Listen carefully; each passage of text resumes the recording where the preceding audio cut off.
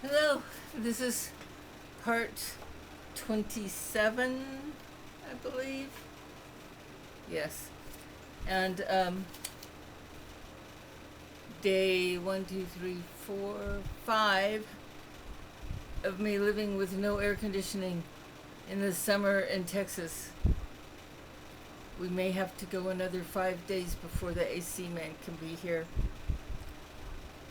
Okay, end of explaining why I'm wearing such a skimpy looking top. Okay, one thing I left out in my last video, I wanted to tell you something about the head covering. And what I wanted to tell you is one reason I love wearing the head covering is because I spent so much of my life disobeying God. Some of those things I knew I was disobeying, a couple things, and a whole bunch of things I didn't know I was.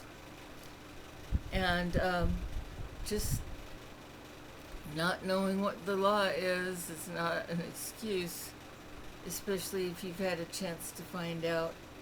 But anyhow, I was so upset when here I was, 60 years old, by the time I finally came to Jesus, that I was just dying to obey him. It says, yes, I'm going to obey you. I want to know everything that you want me to do and don't want me to do. I gladly gave up even eating what foods are considered unclean in Deuteronomy and Leviticus. I used to love eating bacon. I don't even eat that anymore. Now, I know a lot of people, the way they read the scripture, they think that's not true anymore, that somehow God changed his mind about food. I'm not going to argue about it, and I don't consider it something that I'm here to tell you about, but I'm just telling you how much I love to obey him. So if it's something I can easily do, and I can so easily not eat bacon anymore, I can so easily not eat pork anymore, that I enjoy that. I enjoy doing something just because it's obeying Jesus, obeying God. Jesus is throughout the whole Bible, just not by name in the Old Testament. But when you start studying it more and more, you start realizing that he does kind of peep in from time to time. But there were certain things that had to be kept secret from the evil, the enemy, who is very good at, has memorized the scripture. There were some things God had to keep secret because otherwise he would have prevented Jesus from even dying on the cross for us. Anyhow, I gladly gave up one of my favorite foods, bacon. I gave up the eating crab, and when I look at it now, I'm really glad I don't eat those things because there's a lot of parasites and everything involved, and well, um, God did not create those particular creatures for people to eat. And as far as I'm concerned, there is nothing clear in the Bible saying that he changed his mind about that. The verses where people think he did is he wasn't even talking about food. It had to do with a dream that Peter had. I think it was Peter. And he thought it was about food because of the symbolism in the dream. But if you read it in context and you read the entire chapter, you realize that no, that's not what the dream was about, and that was not what God was trying to tell him. What God was trying to tell him is don't call people unclean just because they're not Jewish. And of course, back then, people who were not Jewish did eat those other things. And so anyway, didn't mean to get into all that. But so that's one of the things I started doing. It's not very common among Western Christians as far as I could tell. And I wasn't trying to be Jewish. People will say, oh, just trying to be Jewish. No, I'm just going by the Bible. It's the same God. It's the same God in the Old Testament and the New. It's just a different covenant. Anyhow, um, the thing that I discovered in the New Testament was about the head covering for women. And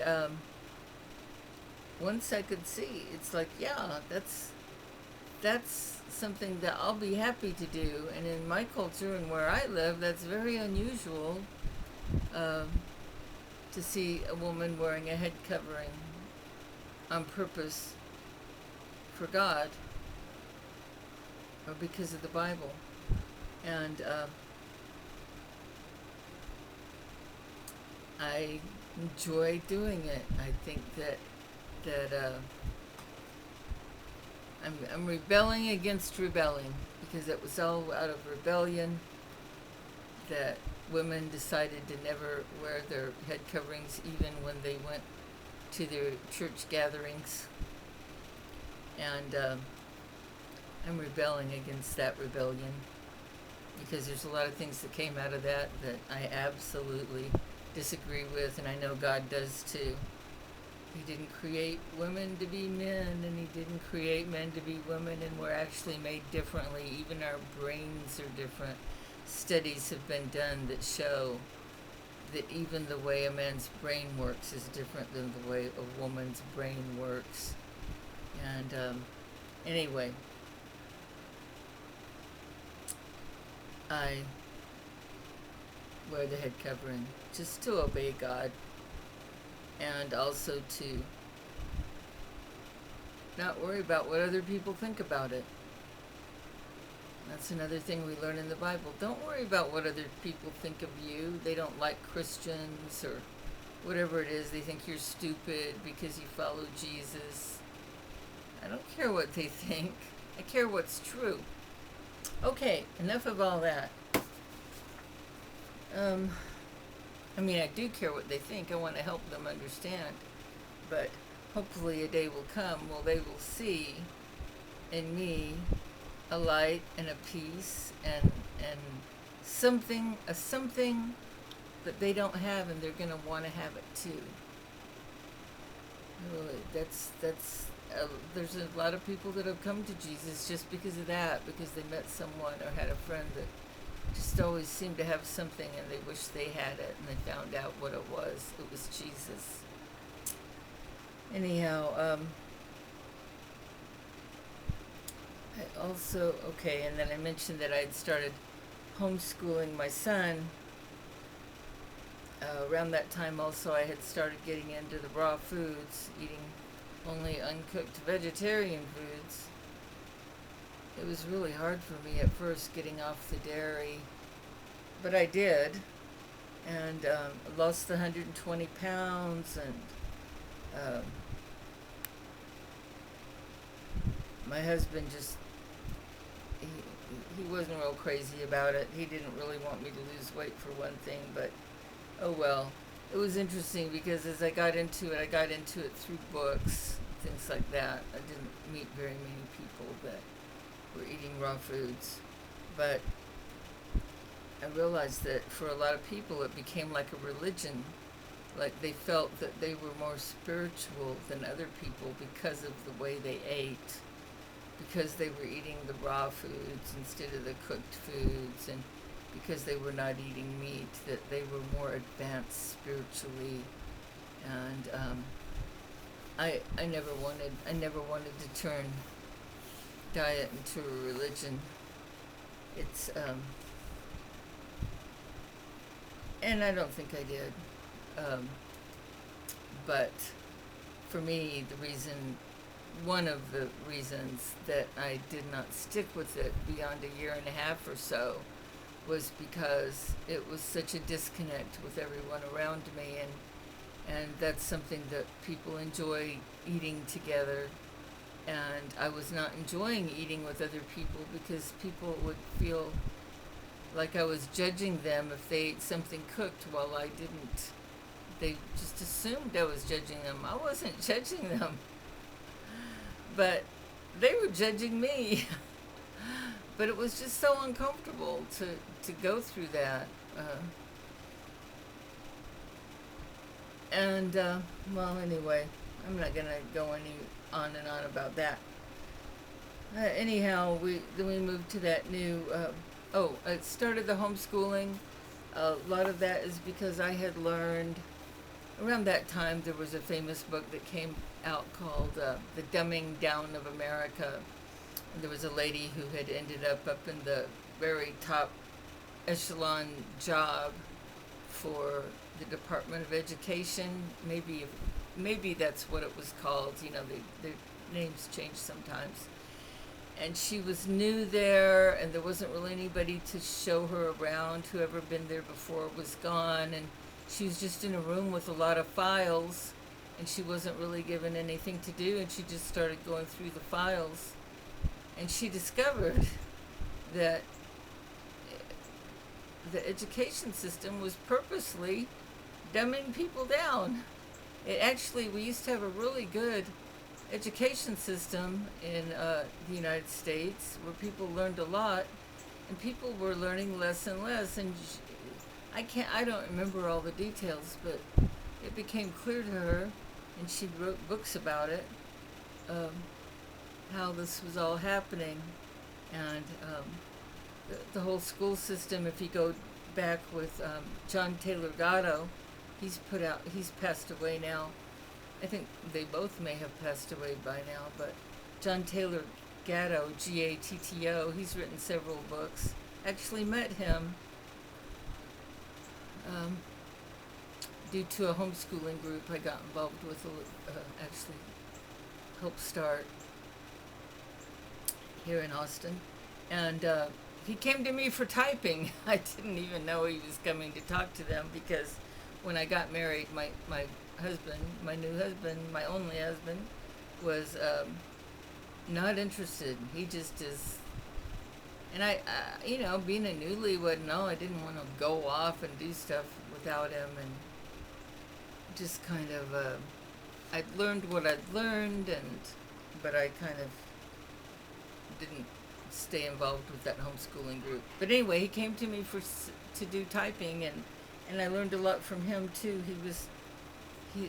He's a whole story. If you're any interest about homeschooling, and there were some other people that I learned about that did studies that found that the way boys' brains are made, they're not really ready to be put in a classroom and told to sit still to learn until at least the age of 8. That it's a real problem for boys under the age of 8, and they can actually get burnt out in school before they get a chance to learn to love it and learn to love to learn.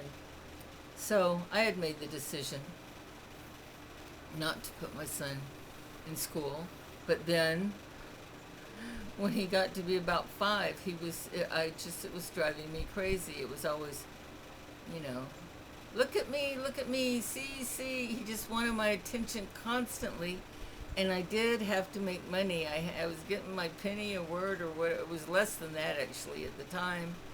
And it was just, I thought, man, maybe he just did. I heard that the school in the area we lived was really good, and I put him in school. I shouldn't have done it. I wish I had not done it. It was not, well, it all worked out, but what happened, after he'd only been there, he started out in kindergarten there, and then he was in first grade, and he started showing all the signs of being burned out. He was getting stressed out. I'm not going to go into great detail, but I will say that the symptoms were very clear. And I found, and what was happening, they were giving him homework, even in kindergarten. He was getting homework, and he was getting homework every day in first grade. And I talked to the principal. I said, what's this all about? I never even had homework till I was in middle school. And, oh, well, that's what the parents want. And it was not, I just didn't think that was good. But I couldn't do anything about it. And then he got a change of teachers in first grade. And the first teacher, she was really nice, and it was really great, and everything seemed to be fine. She was somebody that was about to retire. And then when she left and the regular teacher came back, the regular teacher just totally stressed him out. And that's when I decided I better take him out of homeschool. And And I let it be his decision because he was starting to hate going to school so much. And I took him out of school. And that was one of the nice things about living in Texas is you can decide to homeschool and you don't have to jump through a bunch of hoops. I did not teach him much. I taught him how to read and write a little bit. I mostly just let him be a kid for years, for several years. And that's when he really discovered how much he loved art. And later in life, he told me he was really appreciative of that because he loves art so much. And he feels that he would have never realized how much he loved art if he had not been home doing lots of art for years before I put him back in school. I did put him back in school, what would have been, for his age group, it would have been fourth grade maybe, third or fourth. Ended up putting him in a school that had those kind of classrooms where they would put first and second and third and fourth in the same classrooms. I liked that idea. And we had some trouble at first because of another high-stress teacher. But we got him into a different classroom with a different kind of teacher. And he did fine. In fact, he got awards for being a model student. And he took to it like a fish to water. Once he, had a nice teacher, and he loved the stimulation, the activities, and things that I wasn't providing, and that's how he got back in school. For better or for worse. Later things got worse, but well, anyway, that's not what we're here to talk about, is it? Okay, so we moved to the other apartment, and then I started getting less and less content in my marriage, which I think I already mentioned. It just felt like having a roommate instead of a husband.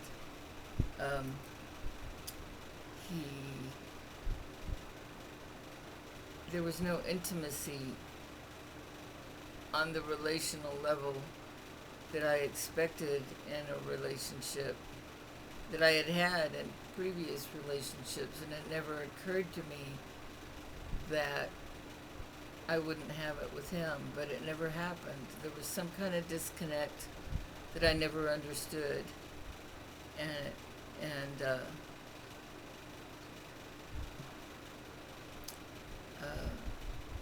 as time went by, I just got more interested thinking about other things and being directed in different ways, and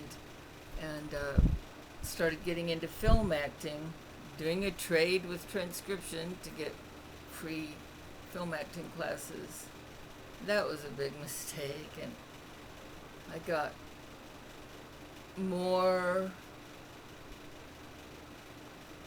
got into more immoral sex, thinking that maybe that'll give me, within the marriage, thinking that would give me more of what I felt I needed. I still wasn't getting it, that sex was not love. I just can't tell you how totally deluded I was when it came to sex. It was so weird, and I don't think this happens with men much. They don't confuse sex and love, but a lot of women do, and I'm definitely one of the worst about it. And I was remembering a sadist. She was actually a sexual sadist that I had met at the translation company.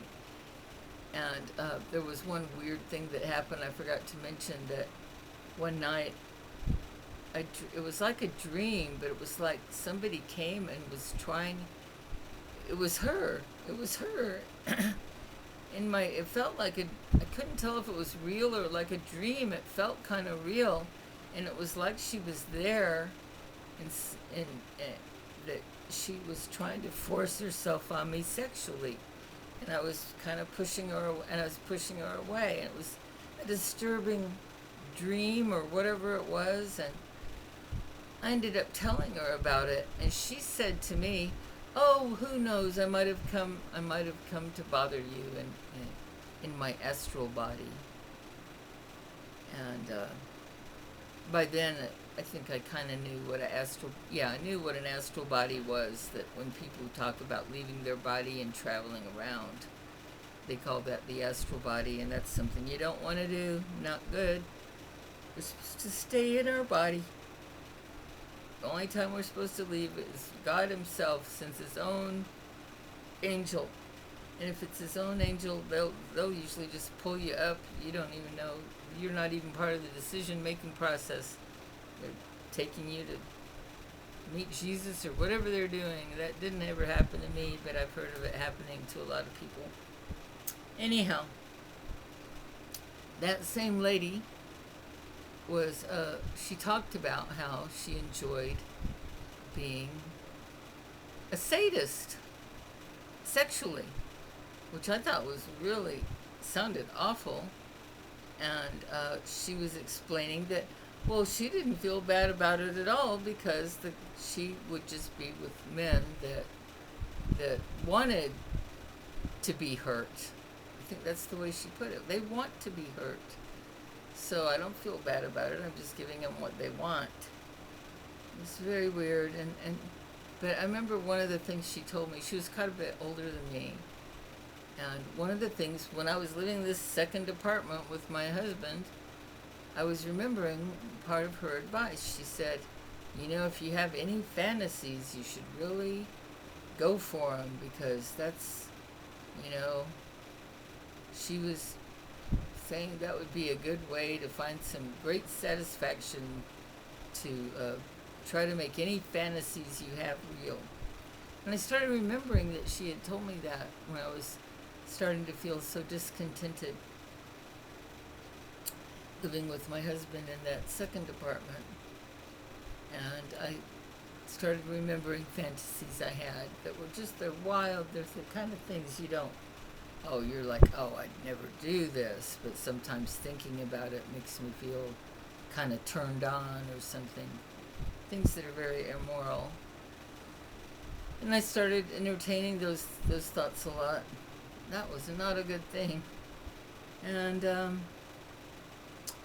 anyhow, I started getting to the film acting classes. My son was a little bit older, so at that point he had been put back in school for a short time. No, you know what? My memory is not really good. I did not put him back in school yet, but he knew people that went to school. That's what it was. And he would go play with his friends sometimes and whatever. Anyhow, I ended up getting infatuated with another film acting student. It was very inappropriate. I was a lot older than him, and we became best friends. And I went through a lot of pain because he did not feel the way about me that I felt about him. And it was very, very painful. And I ended up just wanting to get out of that marriage. I felt trapped in a situation where, my husband and I didn't have anything in common that we cared about. And his view of the future, I didn't want to do what he wanted to do, which was just go get retired in Arkansas. I didn't want to move to Arkansas. I didn't, all I knew is I was just unhappy and I didn't want to stay, and I asked for a divorce. He didn't really want a divorce, but he wasn't going to fight it either, and we got divorced. I was able to get the forms I needed so we didn't have to use a lawyer, and it was an amicable divorce because I didn't ask for anything. I didn't ask for child support. He had never adopted my son, and I just didn't ask for anything. And so that made it pretty easy. I already knew from having been a secretary that in divorces that seems to be the big deal is the possessions. And I didn't have many possessions when we got married, and I didn't expect to have a lot when we divorced. And that started a whole new chapter in my life. During that time, I actually, once we were getting divorced, my husband kept living there for a while. Because in Texas, you have to wait 6 months after you file for divorce. You have to wait 6 months before you can actually get divorced and all of that. And he chose to stay living there. We were sleeping in the same bed, but not as man and wife. And it was kind of awkward. And I actually finally had to ask him to move out because he wasn't showing any signs of planning to move out. And once he'd moved out, I thought, well, maybe it would be good for Tristan to meet his father. I just wanted him to know his dad, and I knew it was not a good dad and all that, but I was just stupid. I made a lot of stupid decisions, I admit it. And so I invited his dad to come meet his son. He'd met him once before, very briefly. And my husband had not liked that. That was nixed. So that had been when Tristan was 5. It was a very short visit, and he bowed out as soon as I told him that my husband was not happy with it. And so now here it was, we were maybe 5 years later, and I said, well, you can come over and see your son if you want to. And he did. He came over and they saw each other. They played chess or checkers. It had to be chess for a little while. And I noticed them both staring at each other a lot while the other one was figuring out the next move to make. But they didn't really connect, really. And after a little while, my son just asked if he could go to his room, and I said sure. And then his father stayed a little extra and was talking to me, and it started bringing it all back to me. I had forgotten what he was like, the way he talked. He was extremely intelligent, but he had a very twisted way of looking at the world that I'm not going to try to explain. But it was a big reminder, and I thought, oh my gosh, I don't want my son to be around this. I didn't realize that till after he left. Before he left, I said, well, now that I'm getting divorced, you can come see, you can see Tristan anytime.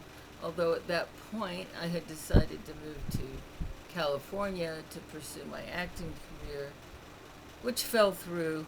But at the time, I told him we were about to move there and that I'd be listed in the phone book. That was back when people still were listed in phone books. And after he left, I realized, oh my gosh, what a mistake it was, because I don't want Tristan to have to be around his influence. He was a very intelligent man who could just not be a good influence on my son. And so when it turned out that it fell through, I didn't have the money to move to California. I was so unrealistic in my thinking. So when it turned out I didn't move, I just didn't tell him that we didn't move, and he assumed we had. So if he ever tried to find us, he never found us. And we ended up moving in with that couple I mentioned before that were the followers of the guru, and the lady that had brought me typing to do for him. And I was still doing that stuff. I was still helping, and I was actually became one of the main organizers in Austin for that group. And I gave him a lot of I didn't have a lot of money, but I gave money. I gave money all the time, and I did service all the time, and that was what I was expecting to bring me my happiness. It wasn't really working, but I was telling myself it's got to be working because I'm doing everything he says to do, and I'm doing more of it than anybody else I know. It's bound to work. And I mentioned before I did get that, like what they call samadhi experience, but it was a true nothing burger. It really is. There's nothing great about it. That's so crazy how, you get told something's really great and you just believe it even when you find out that it's not that great. You're not thinking that. You're thinking, oh, I'm so glad I'm here. Sad. Anyway, we moved in with them for a while. It happened to be the same house I had lived in when I got pregnant with my son. That's where they lived. And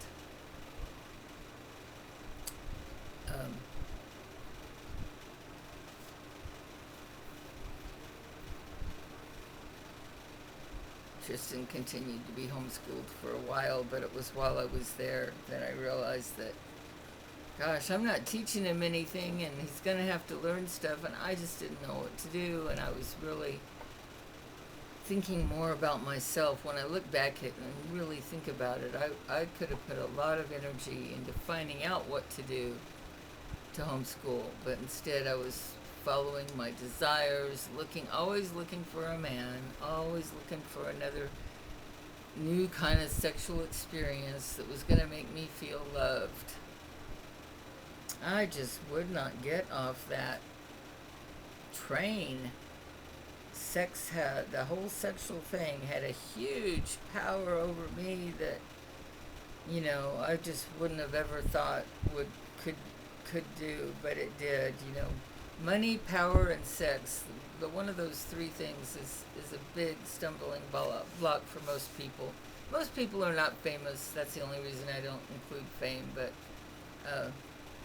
fame is definitely one. It's just not as common as money, power, and sex.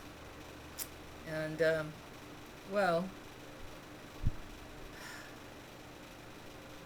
I'm going to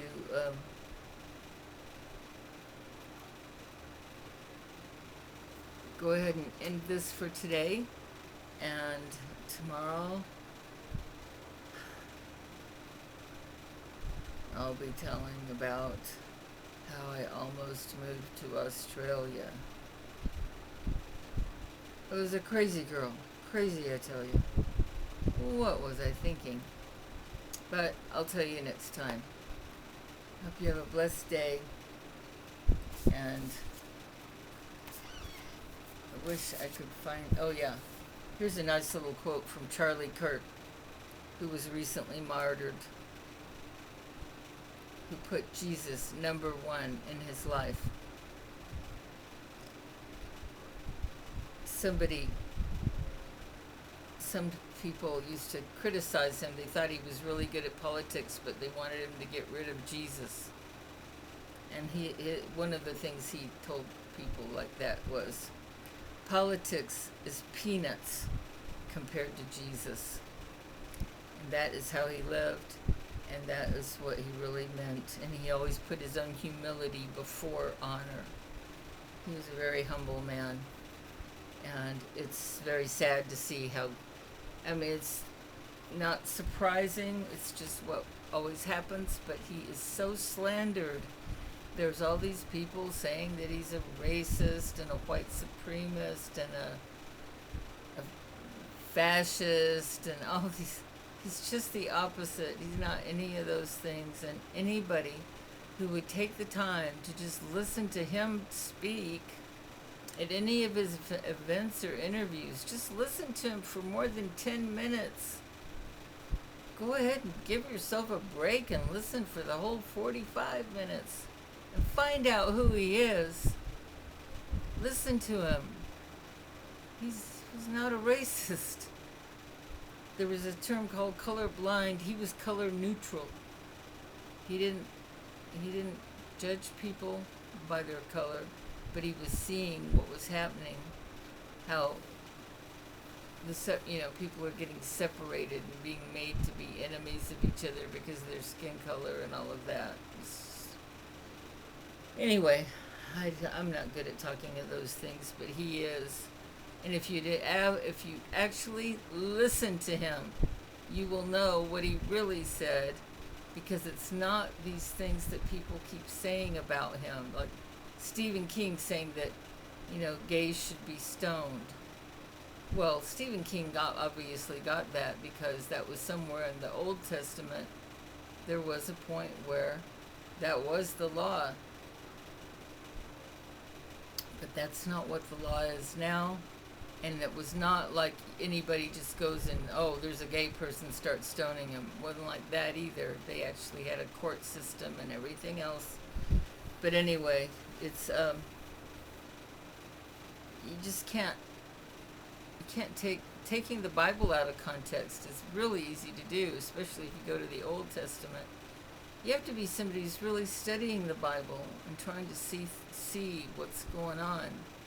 The New Testament is much easier to read, and I highly recommend that people start with the New Testament to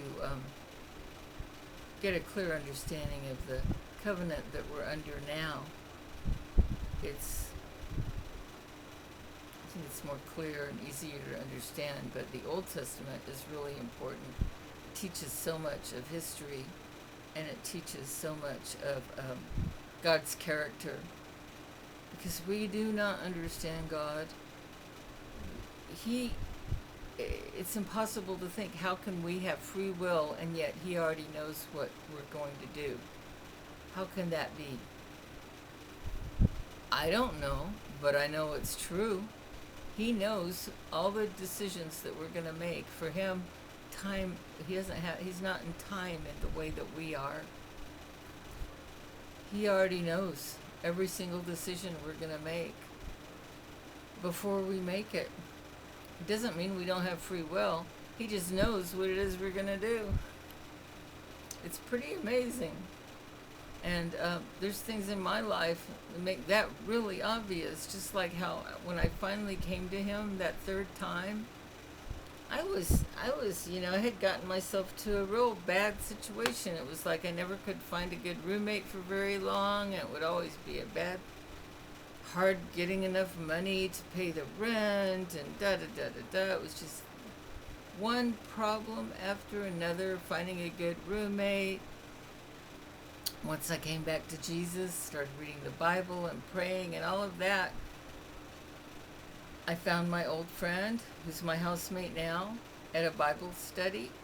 And she had been sitting here in a house that she had bought and never had a roommate. God knew that. He saved this room for me to live here. It is so obvious for her and me both. It's so obvious how God set that up. He knew that I could be of help to her and she could be of help to me, and we're sisters in Jesus Christ here in our old age. And it's just amazing. It's just amazing what God does. And I just love to obey him, and I want to learn to obey him more and more.